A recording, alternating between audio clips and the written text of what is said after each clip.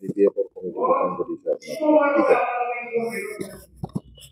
এইটো গণতন্ত্ৰ দেশ হিচাপে আমি তো আমাৰ দলটো হ'ল ৰাজ্যিক দল ৰিজনেল পাৰ্টি, কিন্তু ৰিজনেল পাৰ্টি হ'লেও গণতান্ত্ৰিক দেশ হিচাপে আমি BTCত 15টা সমষ্টি আছে আমাৰ বিধায়ক বা MLA। সেইটোৰ বাদেও আমাৰ য'ত য'ত ৰাইজে আমাক আঁকোৱালি লয়, ৰাইজে ভাল পায় আমাক বা হাগ্ৰামাৰ দলক ভাল পায় বা আকৃষ্ট হৈ পেলাই আমাক মাতি আনিছে, আমি ইয়াত নথৈ আনন্দিত হৈছোঁ। ঠিক তেনেকৈ তেখেতসকলৰ পচন্দৰ মতে আজি ৰঙাপাৰা সমষ্টিৰ এটা ব্লক কমিটি তেওঁলোকে সুচাৰুৰূপে গঠন কৰি ল'লে। আমি নথৈ আনন্দিত হৈছোঁ অবজাৰ্ভাৰ হিচাপে, কেন্দ্ৰীয় ফালৰ পৰা আহি পেলাই আমি যথেষ্ট আনন্দিত হৈছোঁ।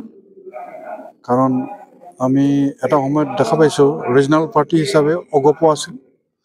আমাৰ প্ৰফুল্ল মহন্তৰ দ্বাৰা যিটো এই ৰিজনেল পাৰ্টিয়ে দুবাৰকৈ চৰকাৰ চলাইছিল, 85ত এবাৰ আৰু 96ত এবাৰ তেখেতে চৰকাৰ চলাইছিল। ঠিক তেনেকৈ আমিও অলপ চেষ্টা কৰি চাইছোঁ ৰিজনেল দল হ'লেও। আমাৰো যিহেতুকে BTCৰ বাহিৰতো আমাৰ জনসংখ্যা বা অসমৰ যিখিনি 181টা জাতি জনগোষ্ঠী আছে, এতিয়া হাগ্ৰামাৰ দলৰ বা হাগ্ৰামাৰ যিটো নেতৃত্বাধীন যিটো দল, সেই দলক চবে আঁকোৱালি ল'বলৈ বিচাৰিছে। ৰাইজে আমাক আহ্বান কৰিছে, সেইমতে আমি ইয়াতে আহিছোঁ। তেনেকৈ পাৰিলে আমি আপটো বিহপুৰীয়া পৰ্যন্ত, লখিমপুৰৰ এটা বিহপুৰীয়া পৰ্যন্ত আমি যাবলৈ আমি প্ৰচেষ্টা কৰি আছোঁ। কাৰণ আমাৰ টাৰ্গেট 2029 টাৰ্গেট আছে।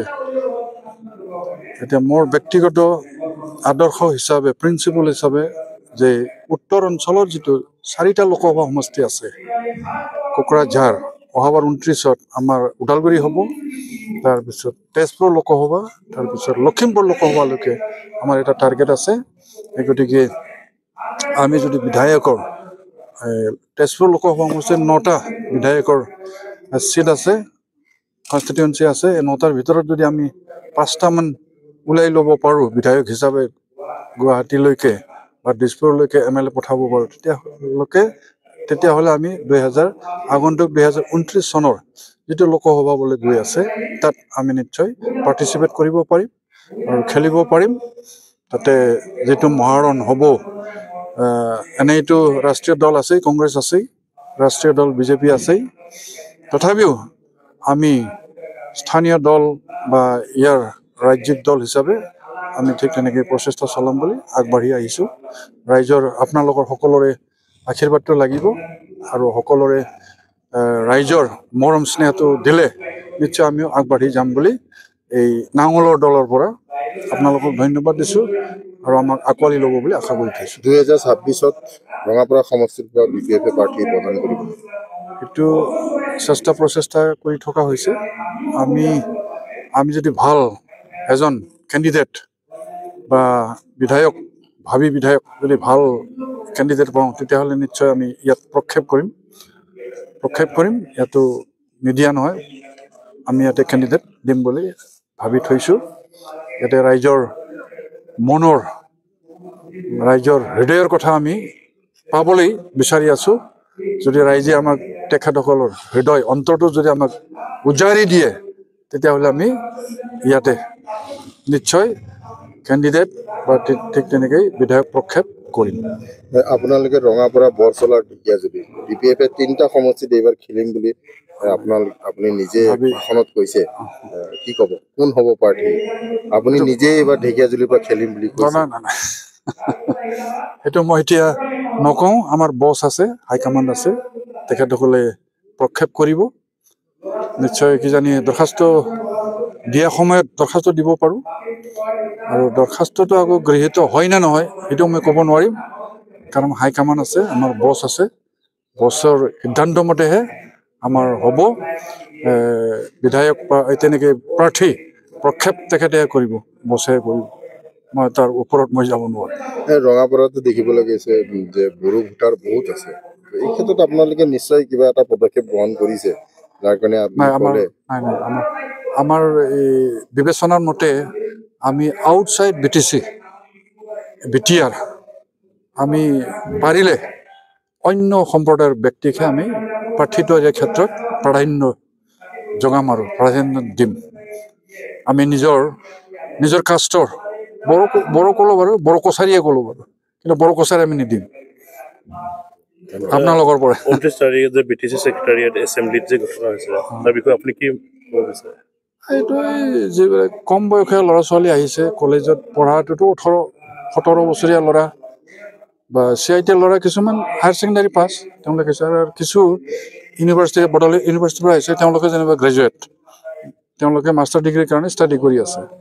তাতে আজিৰ পেপাৰতো মই দেখা পালোঁ কোনোবা এজন ব্যক্তিয়ে বা কেইজনমান ব্যক্তিয়ে দলীয় স্বাৰ্থত উচতনি দিয়াৰ কাৰণে এই যিটো যোৱা পৰহি যিটো প্ৰতিক্ৰিয়া হৈ গ'ল সেইটো দুখিত, বেয়া পাইছোঁ আমি। মোৰ হিচাপততো মই 72 হ'ল যেতিয়া, আমাৰে নাতি ছোৱালী নাতিনী, তেওঁলোকে কোনো নিজৰ বিবেচনা এতিয়া তেওঁলোকে সেইটো আক্ৰমণ কৰিম বুলি এই কি বুলি কয় এছেম্বলি ভৱনত আক্ৰমণ কৰিম বুলি তেওঁলোকে অহা নাই, কাৰোবাৰ উচতনি দিয়ে তেওঁলোকে আহিছে, সেইটো ধৰি লৈছোঁ।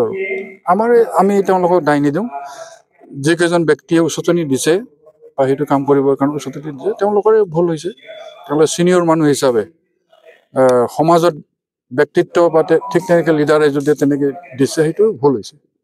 তাত দেখিবলৈ পাইছে যে কিছুমান দল সংগঠনৰ যিটো ফ্লেগটো দেখিব পাইছে CC কেমেৰাত, কি এফছৰ ফ্লেগো আছে তাত বিভিন্ন দল সংগঠনৰ দেখিবলৈ পোৱা গৈছে, যেনেকে আফচুৰ লিডাৰ এতিয়াতো আমাৰ দীপেন বড়ো, মোৰে ভতিজা, বড়ো বাজাৰৰ হয়। এতিয়া দীপেন বড়োৰ ক্ষেত্ৰত যদি ক'বলৈ যাওঁ, মানে তেখেতে এখন ওদালগুৰি হায়াৰ ছেকেণ্ডেৰীত ছাবজেক্ট টিচাৰ আছিল, তেওঁ ইংলিছৰ। তেখেতৰ বিবেচনা ঠিক তেনেকৈ উচতনিমূলক হ'ব নালাগিছিল, সেইটো কিবা কাৰণত হৈ গ'ল আৰু, কিন্তু সেইটো দুখৰ বিষয় হৈছে। তেওঁলোকে ল'ৰাকেইটাই এতিয়া স্বীকাৰোক্তি কৰিছে, আচলতে আমি কৰিম বুলি যোৱা নাছিলোঁ।